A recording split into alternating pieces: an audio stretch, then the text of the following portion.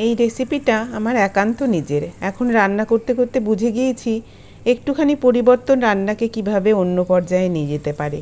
আর সবার খেয়ে ভালো লাগলে তবেই তো আমাদের রান্নার সার্থকতা। প্রথমেই আমি চিংড়ি মাছ নিয়ে নিয়েছি, দিয়ে দিচ্ছি লবণ আর হলুদ, দিয়ে একটু মেখে নেব। মশলার মধ্যে আমি নিয়ে নিয়েছি সর্ষে, পোস্ত, কাজু বাদাম আর কাঁচা লঙ্কা। সবগুলো আমি মিক্সিতে বেটে নেব।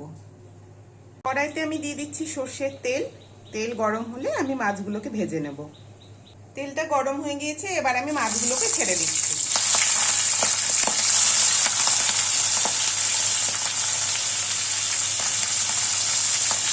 মাছগুলো ভাজা হয়ে গেছে, এবার আমি তুলে নিচ্ছি। বাকি মাছগুলো আমি ভেজে নেব।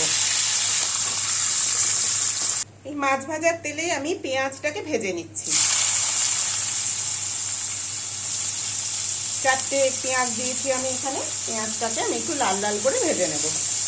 পেঁয়াজটা আমার ভাজা হয়ে গেছে, এবার আমি গ্যাসটাকে বন্ধ করে দিয়ে বাকি সমস্ত মশলা মিশিয়ে নেব।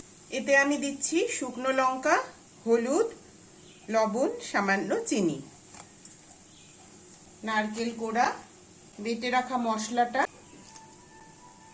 2 চামচ দই, চিংড়ি মাছ, সমস্ত কিছু দিয়ে ভালো করে একটু মিশিয়ে নেব।